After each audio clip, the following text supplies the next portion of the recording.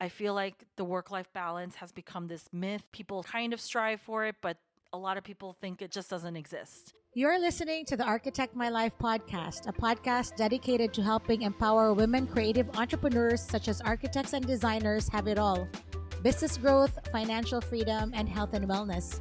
I'm Shlachter, your host and CEO of MGS Global Group. This podcast is also brought to you by the MGS Global Group. We provide BIM modeling and drafting services to overwhelmed architects and design firm owners. Now let's dive into this episode. Our guest today is EunHea Kim of Pen110 Studio. EunHea is an interior designer with 15 plus years of experience, previously working in-house at world-renowned luxury brands.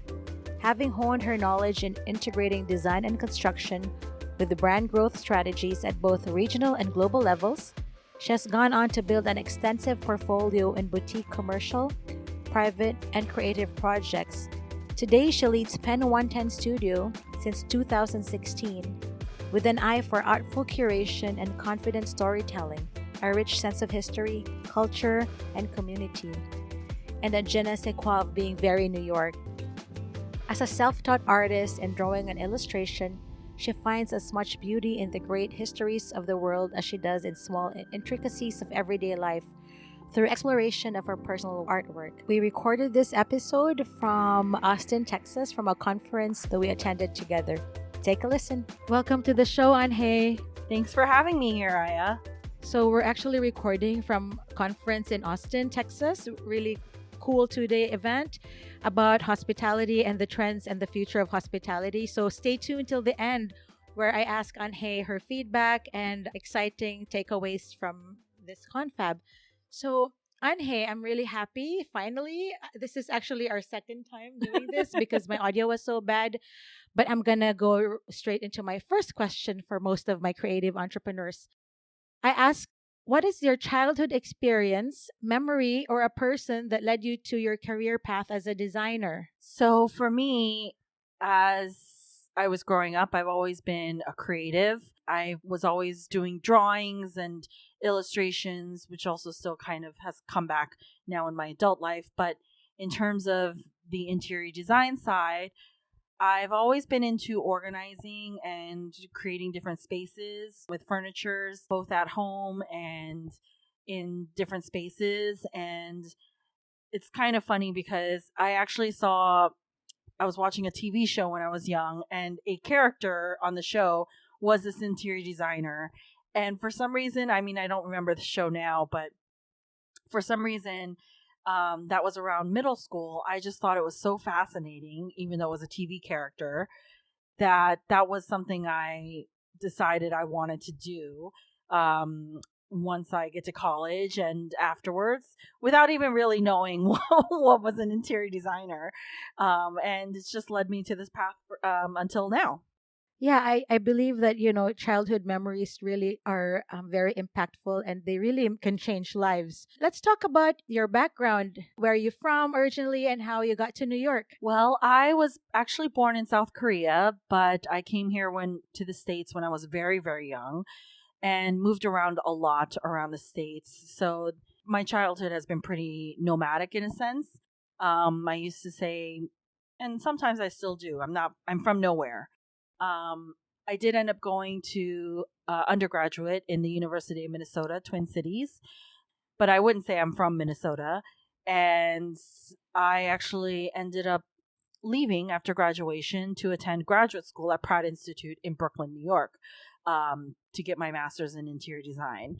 And it's been almost 20 years since I've been in New York now. And I don't think never say never, but I don't really see myself leaving anytime soon. So, definitely here to stay. Yeah, I love New York City. I used to live there for like 6 years, I think. So I get it. Interesting fact about EunHea. We talked about this, a few months ago. Can you talk about your thesis in college and where you had to visit? Yeah, in my graduate school thesis, it's very different from my career path that has evolved since then, but my graduate thesis was all about community public housing. especially for underserved neighborhoods and communities, or third world populations. And part of it was doing studies, especially in maybe more socialist or communist countries, and studying the architecture and interior design of those spaces. And for some reason, I thought it would be great if I could go to North Korea. And for those of you listening, not South Korea, North Korea, to find out more information. And so I ended up going in the mid 2000s to North Korea for a week as part of my thesis research. And I knew but didn't know at the same time. Like, it was just a completely different experience. It's like you're walking into a time travel of a place that looks like it was stuck from the 50s. Despite everything, I mean, for me, it was a very unique and personal experience, especially growing up as a Korean American. And I mean, they even took us to an architecture school as part of like my thesis visit. And I got to speak with some architecture students there. But I mean, obviously, they didn't really take us to some of the actual community public housing that I was hoping to visit. But I guess I would say that was more one fun fact about me. The irony is I came back to complete my thesis and got in a car accident. I was hit by a gypsy cab in Brooklyn in the middle of my thesis year, and my advisor had actually told me that because of my injuries and things like that, I was out of class for a while. So turns out I wouldn't have been able to graduate because I wasn't able to stay on schedule, unless I pivoted my thesis into something else that I could finish on time to still graduate on time, which is what I ended up doing, and is completely 180 and then some compared to my original thesis. It's like the biggest mistakes happen and become the biggest blessings, I suppose, right? Absolutely. It's kind of funny how things turn out. So yeah, always for the better. I'm very optimistic. But anyway, I met EunHea like 12 years ago, and we were working in the retail space. So you're a very seasoned retail architect. Like, you've done a lot of amazing projects in the thousands. So can you tell us about your retail experience and your first job or first retail job experience, and yeah, talk about that. Gosh, it's been 12 years? Wow. Really? I think 2010. Oh, wow. Yeah, I guess so. That's crazy. Yeah, I mean, I started working at Coach back in 2006. No, yeah, 2006. And I was basically at a very junior level. And over the years, it's gone up from there. So how I ended up meeting Aya was a few years later, after I left Coach and I went to Ralph Lauren for a little bit. I ended up going to Michael Kors, and basically, when Michael Kors was still a small name in a sense, not that many stores, not that many shops, and then their growth really exploded during that time period. It was a unique time period for sure. As I had mentioned, my team and we worked on thousands of projects all over the world, and that's actually how I came to connect with Aya and her team and MGS Global for helping us draft and do a lot of the drawing sets that really we wouldn't have been able to grow without. And she was really instrumental as part of our team. And it's really just something that I think you and I were just talking about. It can't be duplicated again. Like, it's hard to go back and figure out how we did that, right? Yeah, I mean, we were doing at our peak over 100. I mean, I don't know how. I wasn't sleeping much those days. I wasn't either. It was definitely the rat race of, 7 days a week and a lot going on. I think at one point I had counted in our top year, we were doing over 800 to 1,000 projects plus in that 1 year. And that's pretty crazy and considerable. I mean, we had a small team in house, and you had a small team as well. And we were just, we were a machine. Rolling it out, literally. And sometimes I got questions afterwards, after I left Michael Kors, on how we did that and like, what's the secret? And there is no secret. It was, I think, our success was really about trusting each other and working together to create all of these processes that everyone was on board with, to be able to really run that way. After Michael Kors, I went to Bottega Veneta with a Caring Group, and I was there for a good year and a half. And then that was about in 2015, I decided to leave. That's great. So while you were in retail, and I'm curious because a lot of us firm owners and entrepreneurs, we've never worked for publicly traded companies or big companies. So as somebody who now has a business, but who was in corporate America for such a long time, what pros and cons can you share us? What you learned in a big organization, the good and the bad? Oh boy. Well, I mean, the pros have definitely been, different levels of process and organization. I know you have the tiers of hierarchy, and that can be good or bad in any organization, especially in the corporate structure. But when you're seeing a company trying to grow and expand, to the level of some of these brands are, I think that was one positive takeaway in terms of, you really have to have a plan and a process in place. It doesn't just happen from just a decision from like last night.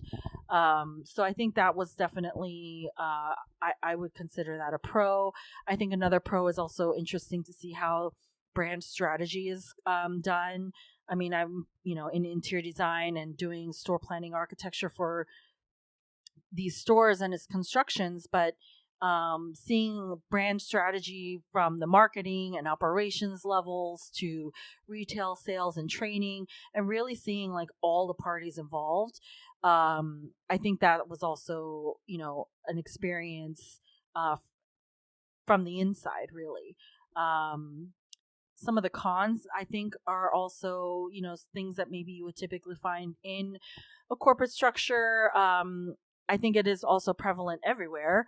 But the things that I know I experienced personally have been a bit, passive aggressive, misogynistic tendencies, and roadblocks, especially as a professional woman.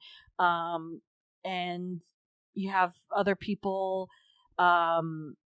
also in your lateral roles where they're men and getting more than you, and more opportunities, more time, and things like that. So navigating that and the expectations of being a female professional, especially in a retail fashion world where you're commented on your looks and how you dress and did you smile today, and that kind of nonsense. I mean, it still exists.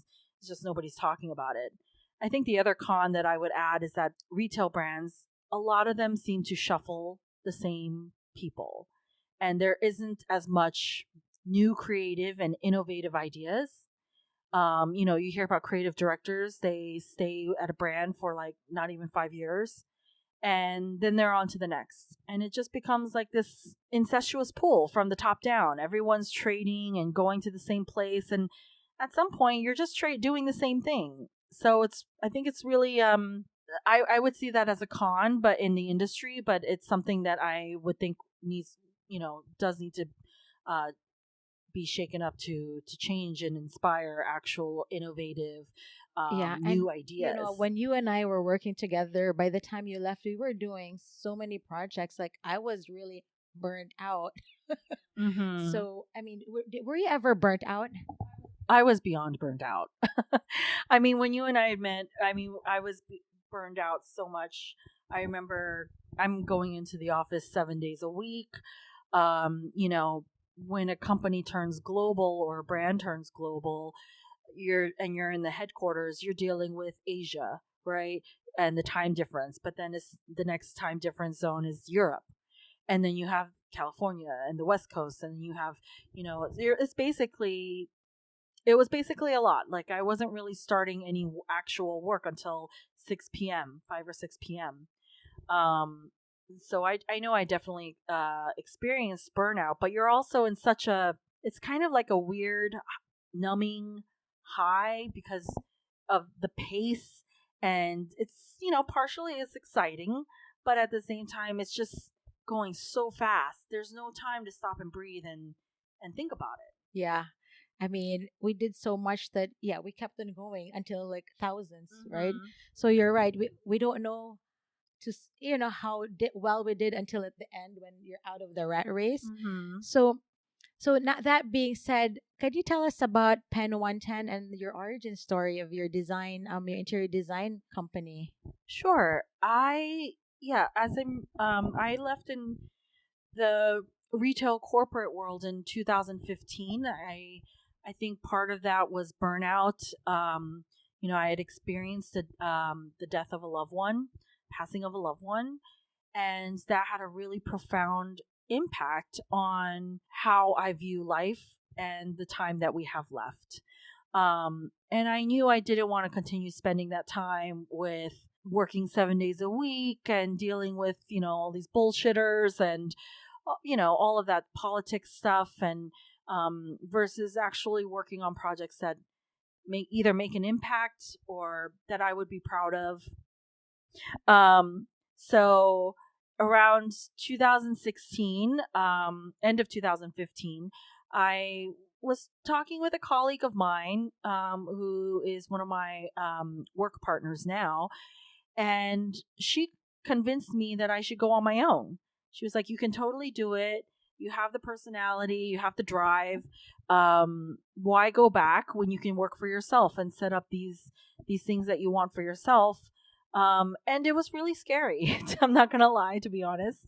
I had never done that before, and I thought I would go back into a corporate role, and it didn't turn out that way. And I guess 7 or 8 years later, here I still am. Very successful at that. Anhe has very amazing and well-known clients, but we can't name that yet. So, how do you manage multiple projects as a solo entrepreneur? I'm sure a lot of architects and designers have one or two employees. So, how do you manage all the things that you're doing? Well, for the interiors projects, it really comes down to having, for me at least, a strong network.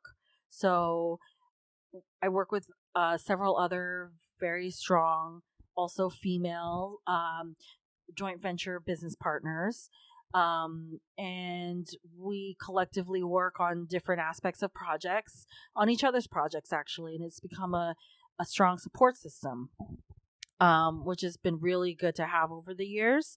But I know also for myself, whether it is interior projects or outside of that, for me, there's two things that I consider to be very important, and that is setting boundaries, both professionally and personally, but also really focusing on work-life balance. I feel like the work-life balance has become this myth. People kind of strive for it, but a lot of people think that just doesn't exist, and that things are, oh, that's just the way it is in the work world. But it doesn't have to be the way it is. You have to start making some changes and actually committing to it. And I think that's something that it goes back to part of my origin story, and especially seeing the time that we have left. What kind of impact and what kind of time do we want to do with our own time, and our own story, whether it's out loud or something silent just for us. And I think that's those two are become really, really important factors, for not only myself, but I try to uh, respect that about my partners as well, and as well as the setting up boundaries. That's good. I guess, after burning out for so many years, it's a positive that we're able to make boundaries and really make time for ourselves, personal time, not just work, which is, part of being an entrepreneur. If we want to succeed as entrepreneurs, we need to also spend time for ourselves. So that's great. So, Absolutely. I mean, we're also, before entrepreneurs, I think one of the things we learned today, which I know we haven't gotten to yet, is like we're human first, right? So if we're doing all of this work since 4 in the morning, but we're not getting any sleep, I mean, how effective and efficient are we really being? And I think Yes. that's something important.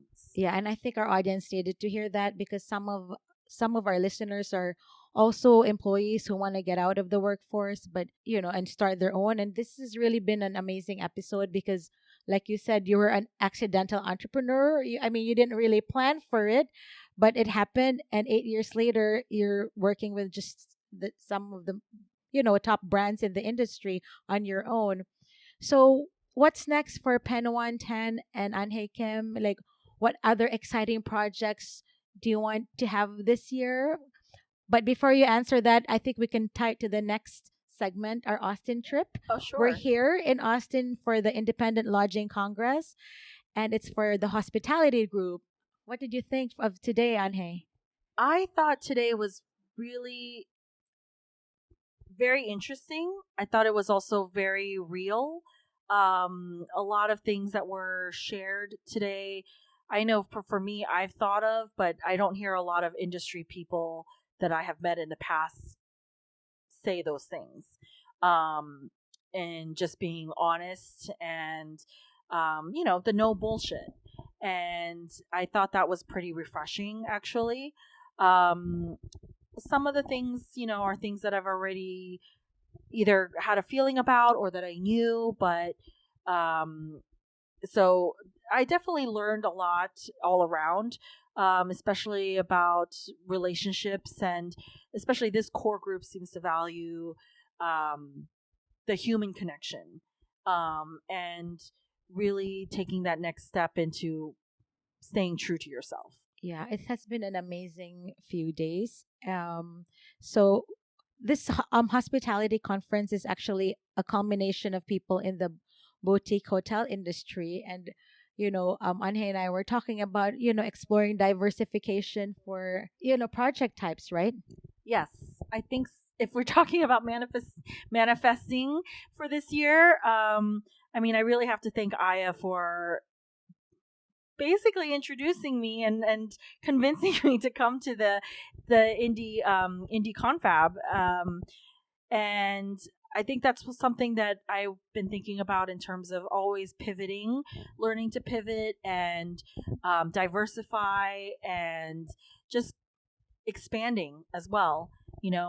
It's one thing to be comfortable in your bubble, but the one thing that I know, and I'm going to admit it myself, I'm not always the easiest or the the best at pivoting, um, or liking change, actually, but it is necessary, and I think it's definitely a huge part of growth, um, for whether it's yourself, or and your business, and seeing where things take you.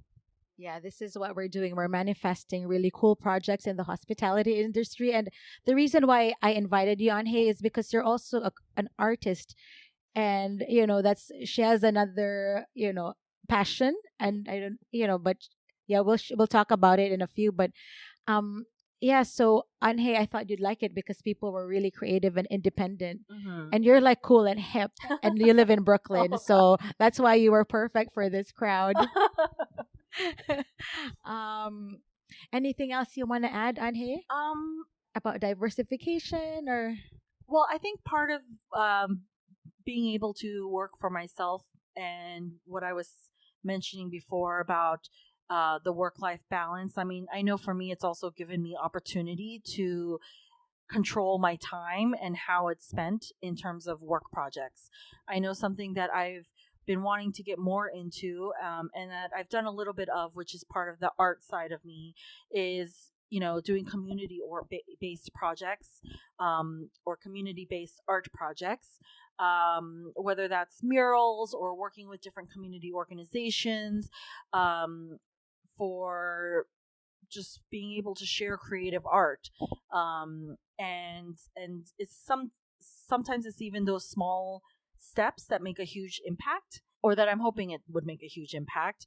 I know definitely that before, when I was in the corporate world, I never had time. I mean, I didn't even have time to sleep, much less do any of these other things. So I think that's one thing that I am intentionally mindful of, in terms of making time and space to do those things, because I think it's really important. Yes. Thank you so much for sharing, Anhe, and I really enjoyed our conversation. Where can our audience find you? Sure. So they can find me on my website, www.pen110.com. We're also on Instagram at pen110.studio. And we're actually going through a little bit of a mini rebrand. So hopefully that will be up by spring, and possibly more to come. Who knows? Thank you, Anhe. Thank you. That was EunHea Kim of Pen110 Studio. Thanks for listening to this episode of Architect My Life, a podcast brought to you by the MGS Global Group. I hope you enjoyed the episode. If you would like to add to the conversation through your own experiences, I encourage you to be a guest on one of our upcoming episodes. Visit architectmylife.com/apply to learn how. I firmly believe that a strong community drives change and fosters success. If you'd like to be part of this community, join the All-Female Architect My Life Facebook group. Please take a moment to review us on Apple Podcasts and Spotify or wherever you listen to your podcasts. We'd love to hear from you. Be sure to follow me on Instagram at aya_architectmylife and Architect My Life Podcast. Thanks again for listening. I'm Aya Shlachter. Until next time.